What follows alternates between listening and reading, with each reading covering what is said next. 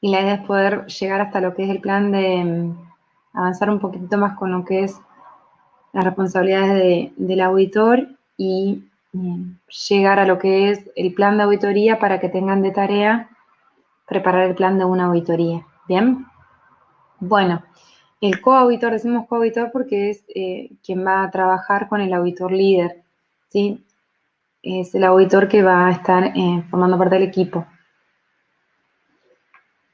Como primera responsabilidad tiene que cumplir con el 100% de los requisitos de la auditoría, es decir, todo lo que está establecido en procedimiento de auditoría y en el plan de auditoría debe ser cumplimentado por todos los auditores. Se les va a ir asignando, de acuerdo a la agenda de la auditoría que haya armado el auditor líder, actividades para realizar. Básicamente, qué procesos y qué áreas va a auditar, o puede ser también que se haya, como dice ahí, dado como tarea verificar la eficacia de alguna acción de auditoría anterior, con lo cual esas actividades que se le vayan asignando son responsabilidad de cumplimentarlas. Documentar todo, es decir, el 100% de los hallazgos tienen que estar documentados por cada uno de los auditores y colaborar, dar soporte al auditor líder. Es decir, por ejemplo, terminé de auditar un proceso, voy y le digo, ¿con qué querés que siga? O ayudo acá, o precisas que vaya preparando algún registro, lo que fuera. Siempre hay un trabajo en equipo, tanto del líder como de los auditores. En cuanto al mantenimiento de la competencia, ¿cómo se realiza esto? Bueno, por un lado, puedo generar competencia a través de la experiencia, es decir, años de trabajo en determinado puesto. ¿Sí?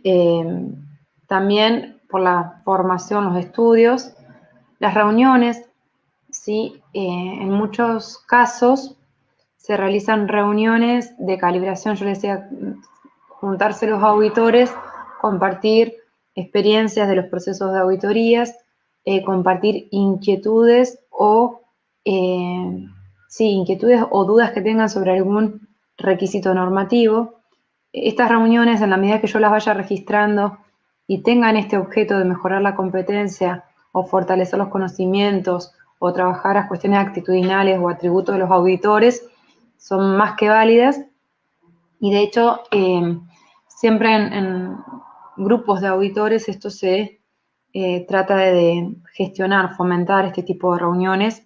Es decir, qué sé yo, por lo menos 2 veces al año nos reunimos todos los auditores para ver mejoras en el programa de auditoría, ver qué capacitaciones tenemos que realizar, cuáles son las cuestiones que debemos aprender siempre de lo ya realizado, de los errores cometidos, qué cosas puedo capitalizar y transmitir a otros auditores, experiencias de cada uno de ellos. Bueno, seminarios y conferencias. Hoy hay mucha oferta de webinars, talleres. Esto suma, por supuesto, porque hacen la actualización, ¿bien? Acá quiero aclarar algo que no está completo por ahí en la norma. Si bien la norma se adecuó a la incorporación de auditorías virtuales, yo en la práctica, en la experiencia profesional, pude ver que con este contexto de pandemia hubo muchas auditorías que se tuvieron que hacer en forma virtual o remota y sinceramente me parecía que había auditores que no estaban preparados para la tecnología. Es decir, era una barrera no conocer herramientas de comunicación o de tecnologías de la comunicación, con lo cual dificultaba o ralentizaba los procesos de auditoría. Para mí es fundamental que tanto las herramientas informáticas, sistemas o de comunicación sean parte del mantenimiento de la competencia.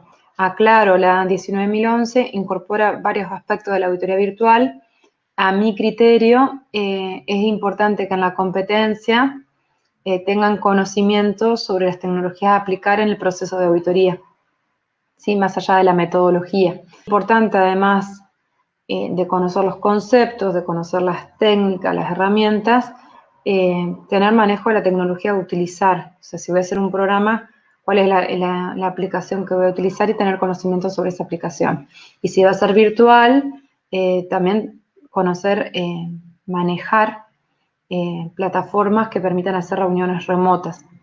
Esto sinceramente para mí fue una de las cosas que no se contemplaron y que para mí perjudicó en este contexto, ya que cuando se hizo la versión de la norma se daba esta posibilidad de auditorías virtuales, pero creo que eran pocos las que la tenían pensado usar. Nosotros la usamos porque nosotros nos hemos acostumbrado a hacer auditorías virtuales y a mí realmente me dio mucha tranquilidad ver que la norma incorporaba las auditorías virtuales.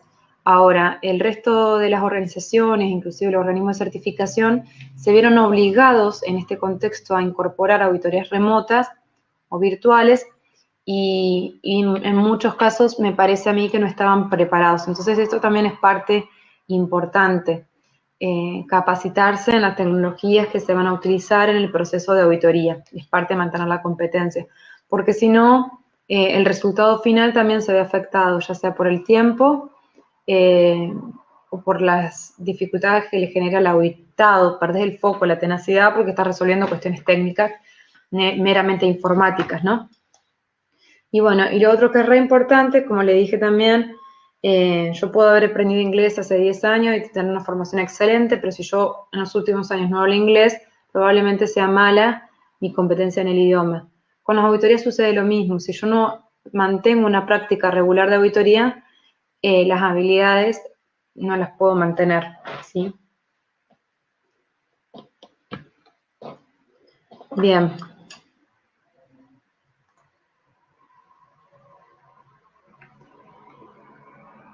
¿Cómo voy a partir para la gestión de estas competencias de los auditores? Primero veo qué formación tiene, qué calificación tiene, y lo que no se ha cumplimentado empezar a gestionarlo. Básicamente es retroalimentar un plan de gestión de competencia, un programa de capacitación de acuerdo a las necesidades que necesita, perdón, vale la redundancia, que dije necesidades que necesita, las necesidades que hay en cada auditor.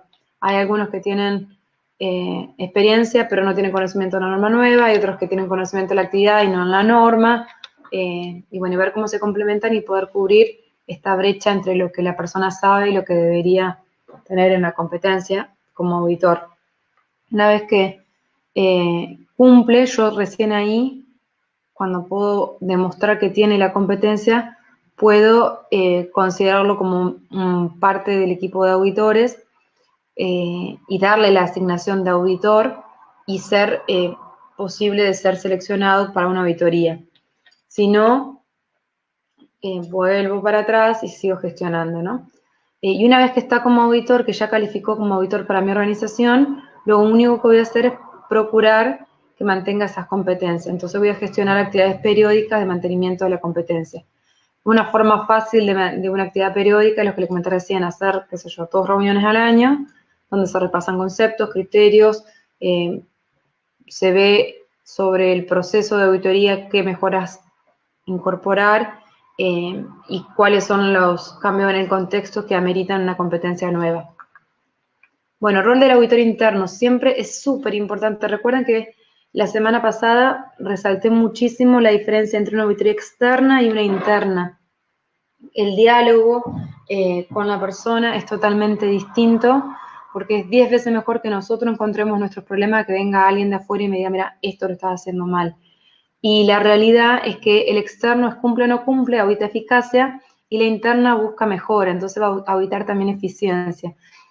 Con esto quiero decir que es promotor de la calidad, es promotor de la mejora continua, es a la vez agente de la gerencia. Digo agente de la gerencia porque es un interlocutor con la dirección, con una mirada objetiva y crítica sobre un proceso, pero a la vez tiene que ubicarse en el rol de auditor y dar recomendaciones, pero muy limitadas, porque acuérdense que un auditor está viendo parte de un proceso a través de una muestra con evidencias y después hay una etapa posterior que tiene que hacer quien está a cargo de esa no conformidad, que es verificar si esa falla sistémica o no, o si solamente fue un desvío puntual, con el dedo mágico del auditor lo encontró, y bueno, entonces esas cuestiones, al no poder tener toda la información completa, puede pecar en la recomendación que da. Entonces no es sano que en el momento de la auditoría, sobre todo en los procesos de realización,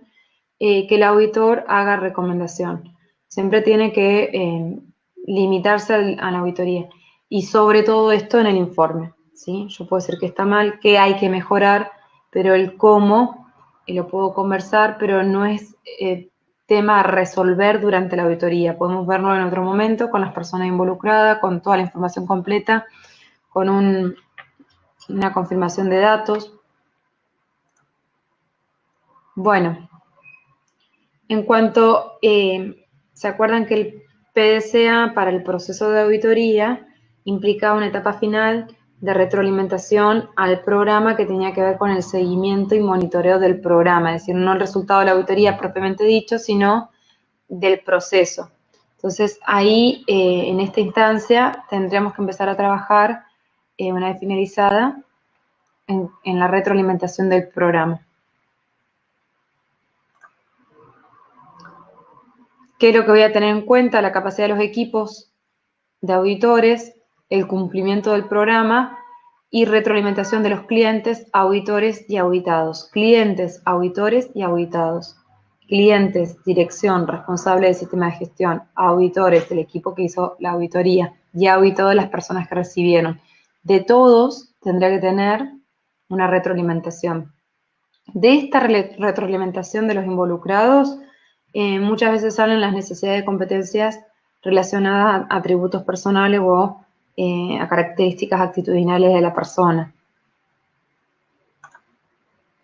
¿Puedo formalizarlo en el sistema o no? Eso lo pueden... La realidad es que las auditorías externas de 9001 no apuntan tanto a la evaluación del auditor, sí las auditorías técnicas o de acreditación.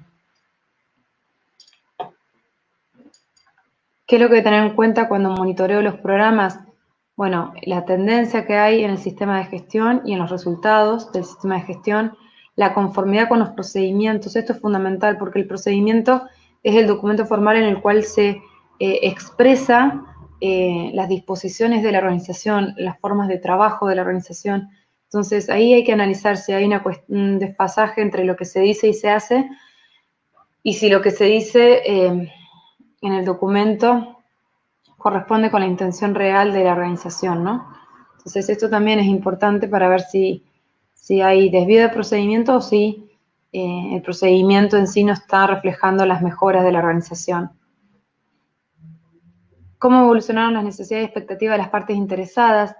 Esto es relativamente nuevo, pero acuérdense que había distintos intereses en un programa y yo tengo que ver cómo evolucionó. Hoy Estefanía, cuando presentó su programa, dijo, yo puedo poner una auditoría interna para el año que viene poder certificar. Sí, bueno, esa es la evolución.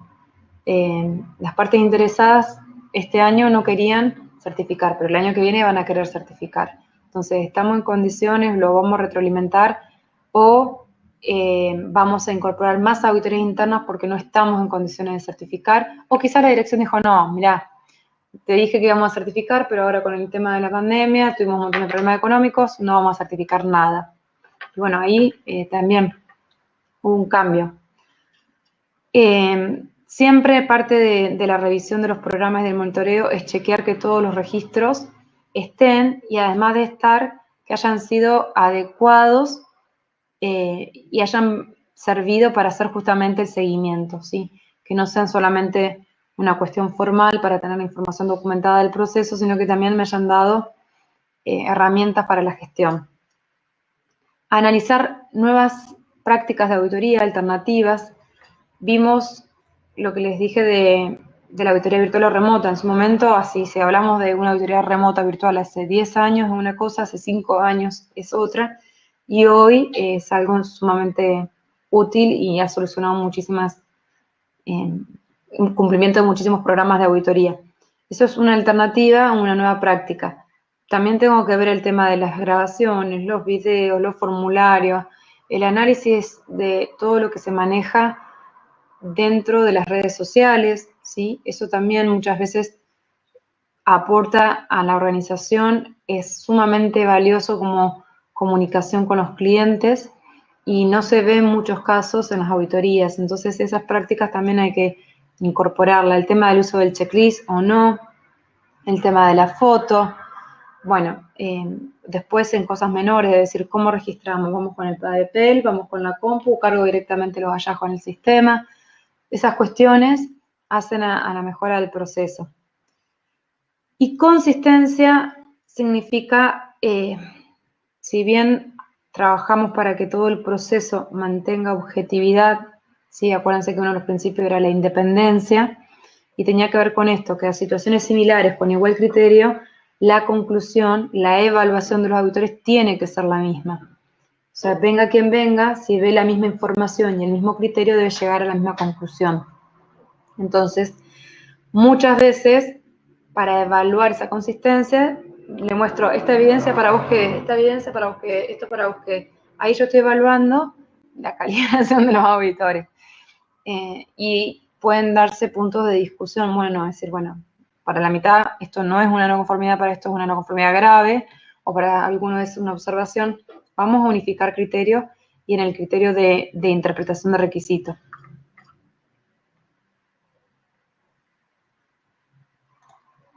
Todo eso se tiene que ver con el monitoreo, porque si hubo, por ejemplo, en el caso de Andrés, que dijo vamos a hacer 2 auditorías, va un auditor en la primera y otro auditor en la segunda, es súper malo para el sistema de gestión que opinen distintos sobre el mismo incidente, el mismo evento, la misma información.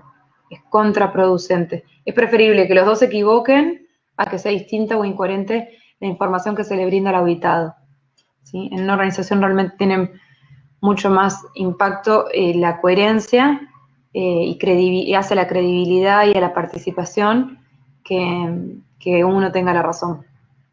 Bueno, dicho todo esto, que llegamos hasta la etapa de preparación de la auditoría, vimos el programa, vimos las competencias, y acá vimos cómo con esto de la gestión de las competencias, cómo se hace también el seguimiento del programa.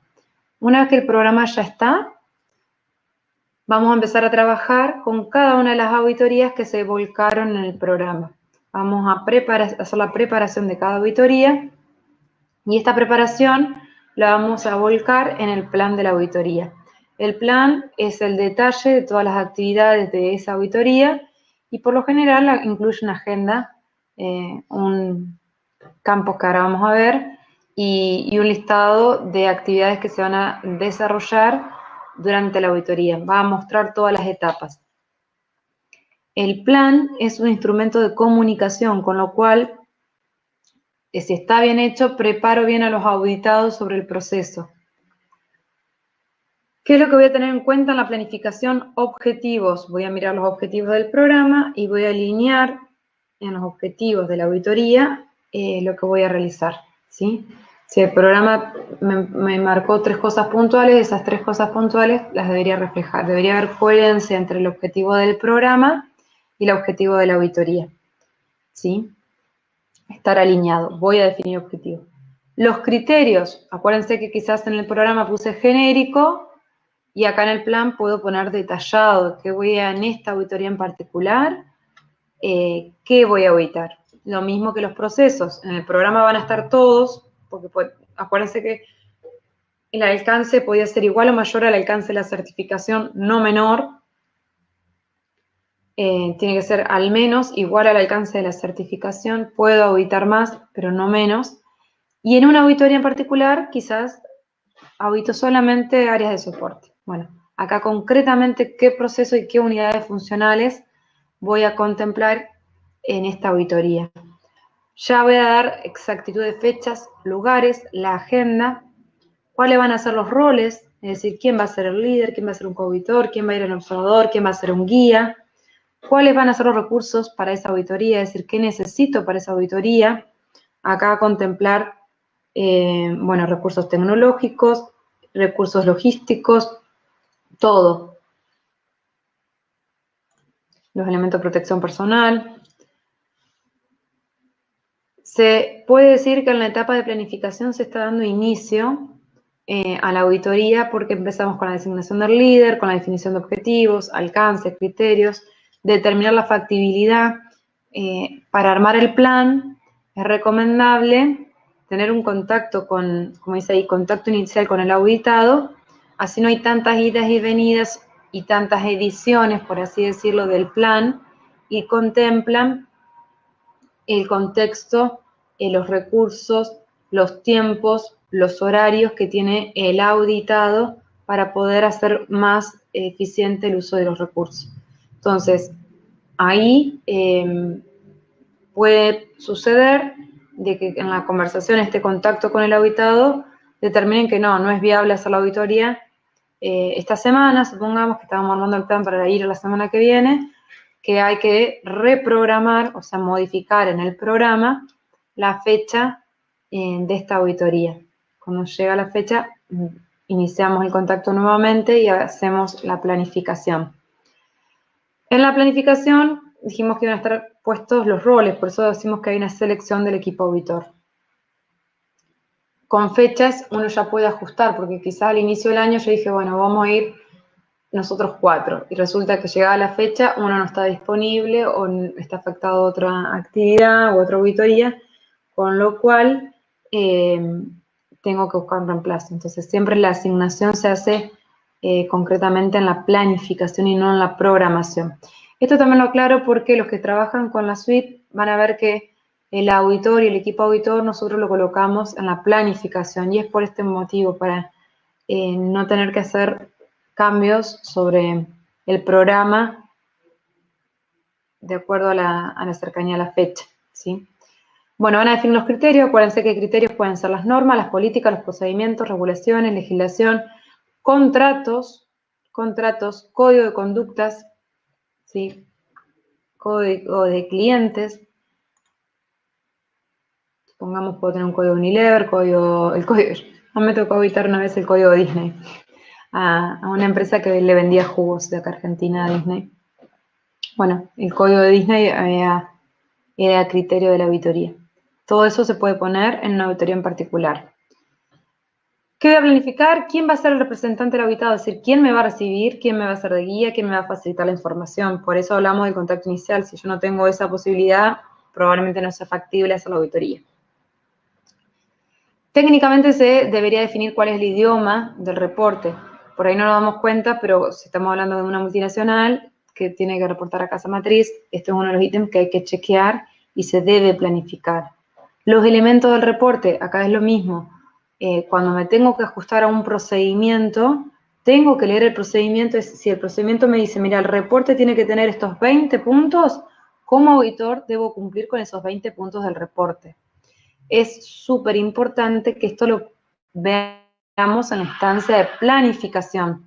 ¿Por qué digo esto? En Coca, por ejemplo, el reporte pide una foto satelital del lugar, del establecimiento, de los galpones, las coordenadas. Bueno, hay varios datos que los puedo ir gestionando previo a la auditoría, pedir esa información y no perder tiempo durante la auditoría, o lo que es peor, darme cuenta después cuando voy a hacer el informe que esos datos no los tengo y los tenga que pedir.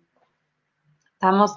Entonces siempre hago una revisión del procedimiento y de qué debo reportar posterior para asegurarme que previo a la auditoría o durante la auditoría esa información la voy a poder relevar. Todo lo que es arreglo logísticos, ¿sí? A quién se hace cargo de la logística y cómo va a ser y que se pueda realmente hacer. Muchas veces, en el caso, por ejemplo, de Estefanía, contempló aprovechar y recorrer varios lugares. Ahí debería hacer todos los arreglos logísticos sincronizados para aprovechar mejor el tiempo.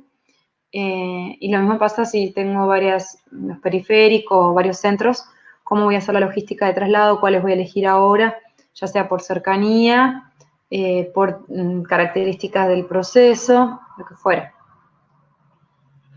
Todo lo que hace a la confidencialidad, el auditor debe poner a disposición la firma de un acuerdo de confidencialidad. Muchas veces cuando ya es miembro de la organización en la mayoría de los casos ya tiene un acuerdo de confidencialidad con sus empleados.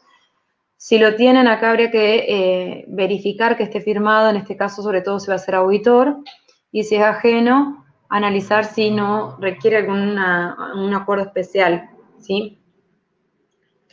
Y también prever cómo va a ser el seguimiento, o sea, hasta dónde llega la función del auditor y cuándo la posta queda al lado del auditado o del responsable del sistema de gestión.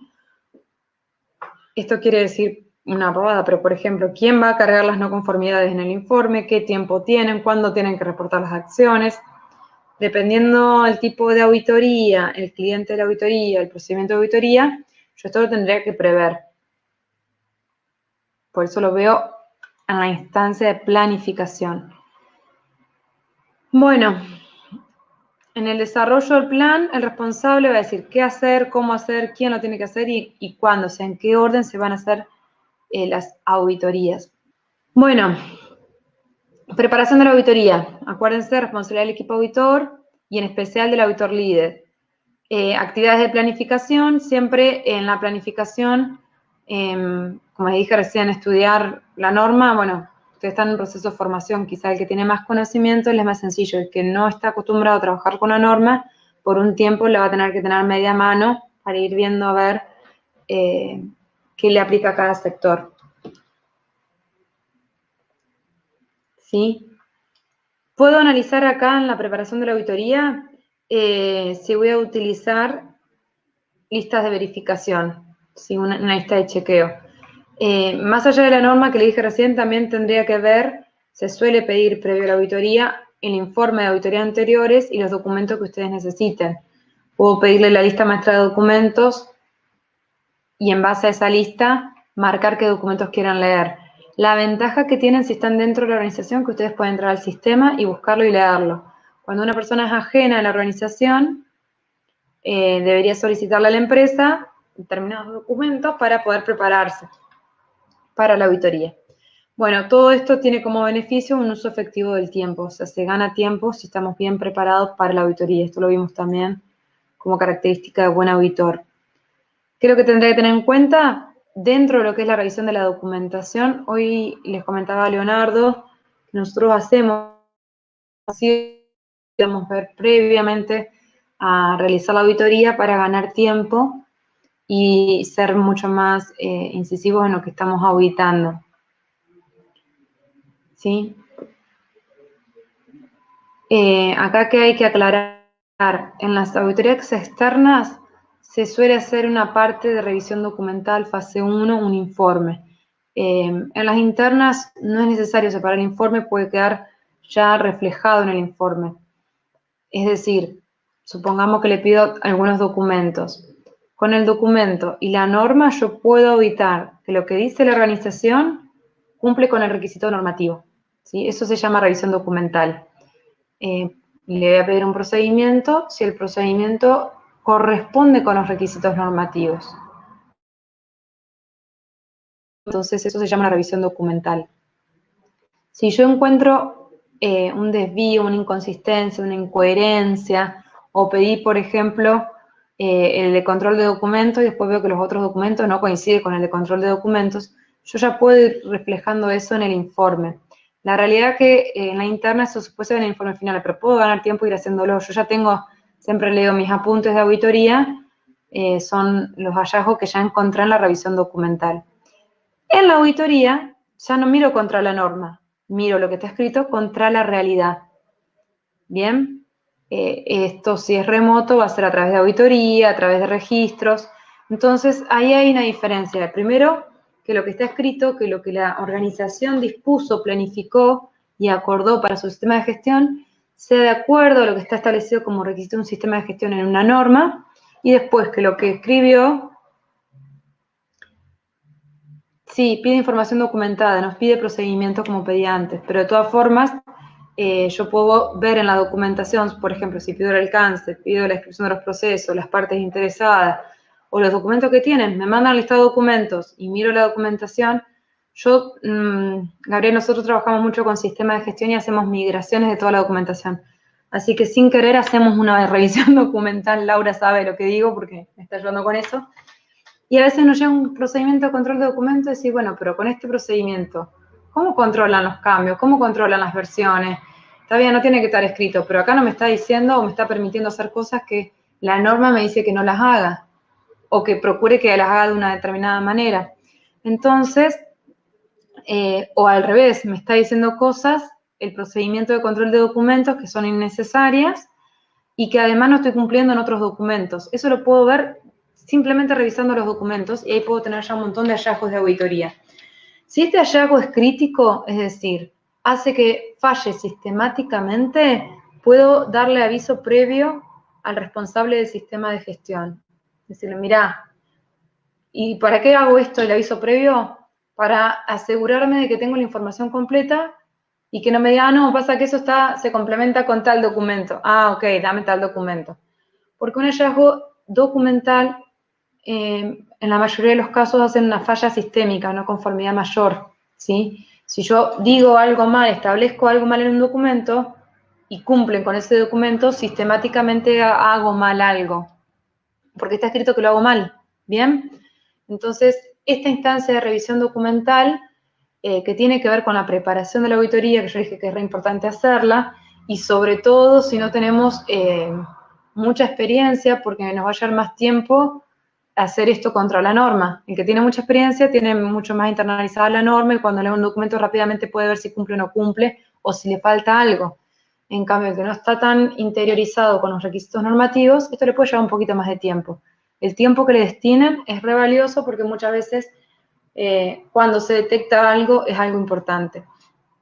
Y además me va a preparar para lo que me van a explicar después de cómo hacen. Al auditado, yo no, si quiero no le digo que ya me lo sé de memoria el procedimiento. Escucho y veo que sale la otra fase de la auditoría y que no tiene que ver con que lo que esté escrito sea coherente con el requisito, sino con lo que está escrito se cumple. Porque puede pasar que lo que esté escrito sea hermoso, está perfecto, pero cuando van a mostrarme las cosas, nada que ver lo que están haciendo con lo que dicen que hacen, ¿sí? En un documento. Esa es la fase 2 que lo voy a ver durante la auditoría. Bueno, y en la última línea dice, no es necesario emitir un informe, pero acá sí les digo, es súper práctico llevar ya un preliminar, lo voy diciendo yo les pongo apuntes de auditoría y básicamente mis apuntes en general, tomo el mismo esquema del plan, si tenía 4 procesos, los 4 procesos me voy haciendo en el mismo orden, que me anoté que quiero ver porque me generó una duda de lo que leí en el documento, porque no es del todo completo y quizás es completo en la realización, no es necesario que esté escrito y lo que está haciendo está bien, o porque encontré algo que está mal.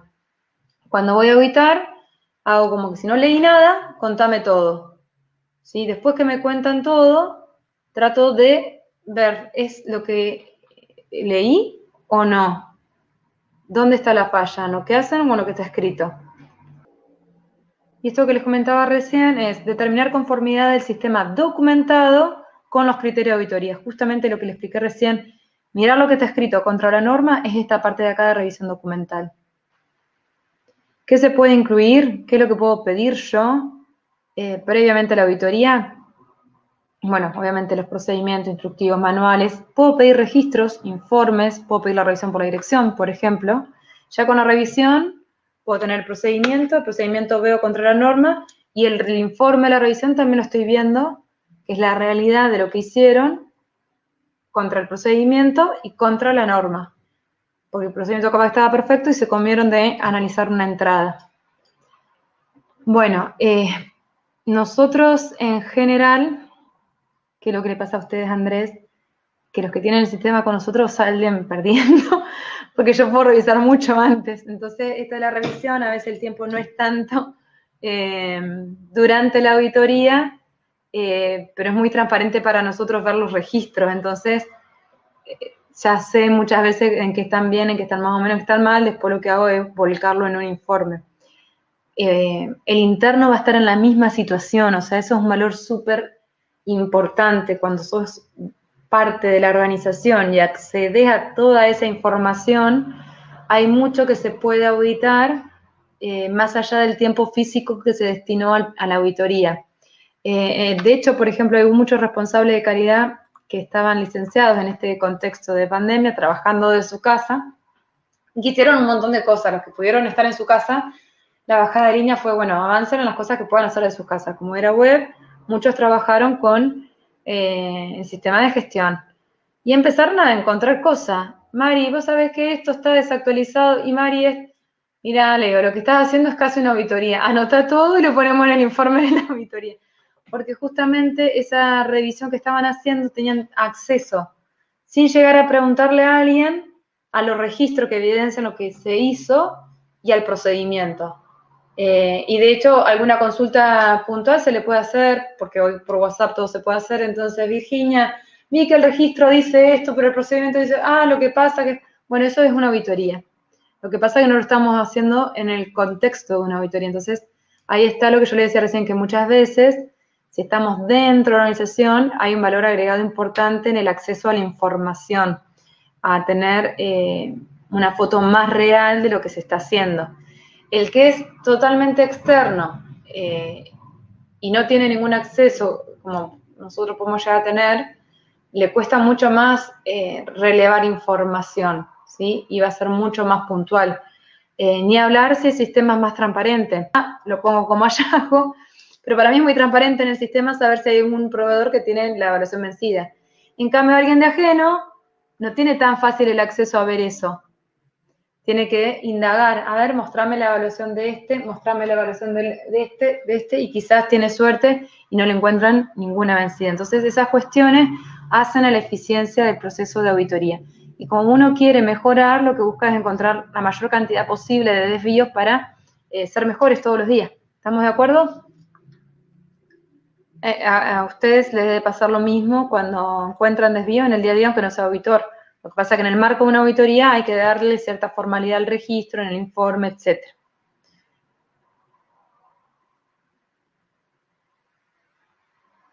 Bueno, y lo que les comenté hoy, cuando hay algo en la documentación, hay que dar aviso enseguida, ¿sí? Yo hoy les comenté avisarle al responsable del programa, responsable de gestión. Ese es para nosotros, como auditores, nuestro cliente. Quien me manda a hacer la auditoría para mí es el cliente de mi proceso de auditoría. Entonces, como primera medida le tengo que avisar, mira, esto está así. Puede ocurrir, y muchas veces ocurre, que me diga el responsable, no, porque nosotros eso lo hacemos de otra forma y está acá, o está en otro documento, o te pasaron algo viejo, lo que fuera. Entonces, darle la posibilidad de verificar que lo que encontré está bien o no, ¿sí? Y después al auditado para que sepa cómo se va a llevar adelante la auditoría y en base a qué ella se encontró. Me ayuda inclusive a administrar bien el tiempo de la auditoría. En el caso de que yo no tengo acceso, pero me mandan documentación, si me mandan un montón de cosas que no las tienen o las tienen vencidas, ya ahí, miren, esto y esto vamos a enfocarnos porque lo que viene en la documentación es que esto es lo más atrasado que tiene.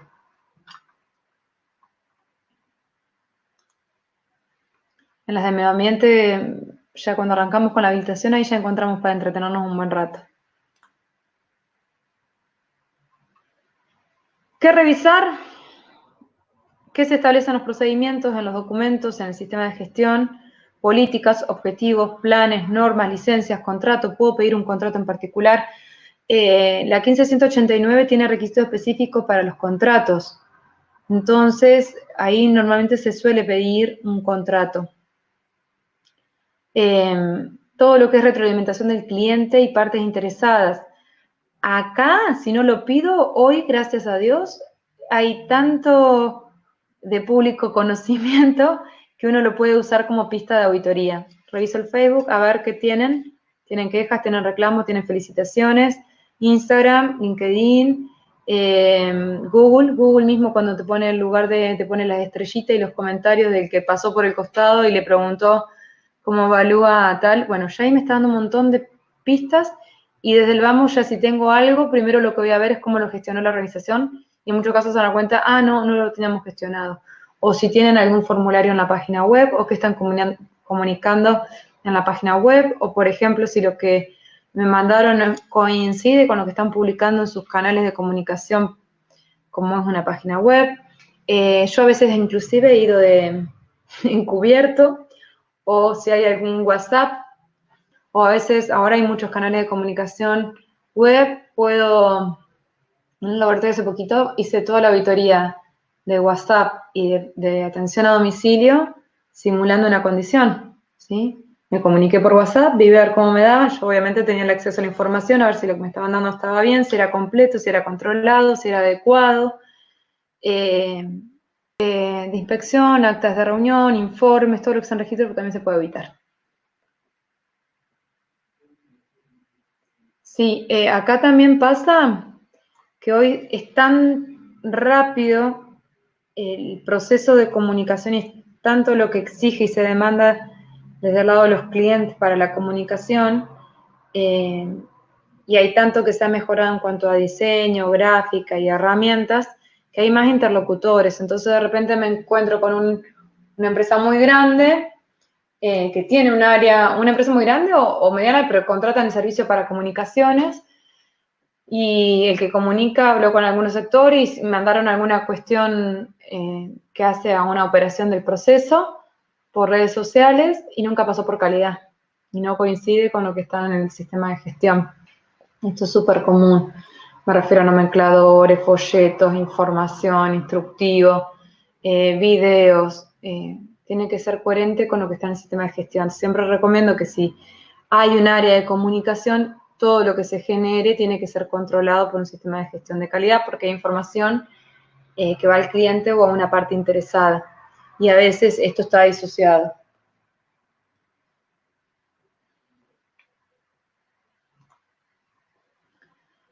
Bueno, en la auditoría hay que tener en cuenta que voy a tener documentos de trabajo. Formatos de asistencia hoy casi que no se usa. Los organismos de certificación lo mantienen, es requisito y lo tienen. Las auditorías internas casi que no, se colocan en el informe. Ahí pregunta Gabriel si el acceso a la documentación es libre para todo el personal. Depende de cada organización, pero en general el auditor el que tiene el rol de auditor tiene acceso a toda la documentación internamente y por lo general, si yo tengo que hacer un proceso, la organización debe asegurar que la persona pueda acceder a ese proceso, a ese documento, a instructiva. En algunas organizaciones restringen por área que puede ver cada usuario, ¿no? Pero cuando a alguien se le asigna el rol de auditor, se le da acceso a visualizar toda la documentación y registro. Para eso es el tema del acuerdo de confidencialidad que les comenté, que si bien en las organizaciones se firma, en el caso particular de un auditor hay que procurar que realmente se haya firmado, o si no hay que hacer alguna cláusula adicional porque puede acceder a ver información sensible. ¿Sí? En la mayoría de los casos, Gabriel, pueden acceder. ¿Sí? Bueno, les decía, formato de asistencia como documento de trabajo hoy está en desuso, lo usan muy poco y organismos de certificación. La realidad es que es una planilla para decir que está o no está durante la auditoría. Es más que suficiente colocar en el informe quienes participaron y está el auditor firmando que participó, es válida esa afirmación. Las listas de verificación también pueden usarse o no, no es obligación tener un checklist. Hay distintos tipos de checklist, vamos a trabajar la semana que viene cómo se arma un checklist, qué ventajas y desventajas tienen y cuándo es adecuado utilizarlo y cuándo no. En algunos casos hay formato de registro de evidencia y lo que es el formato del registro de la no conformidad, es decir, cómo se va a registrar el informe por un lado y cómo se va a registrar los hallazgos, las no conformidades, las oportunidades de mejora. Esto está establecido en cada organización y en algunos casos tenemos documentos particulares y va a estar alineado en el procedimiento de auditorías. En el de auditoría va a decir, bueno, qué registros se van a generar, cuáles son los documentos obligatorios que deben ir en cada auditoría y va a referenciar en muchos casos el procedimiento de no conformidades, de riesgos, de acciones preventivas.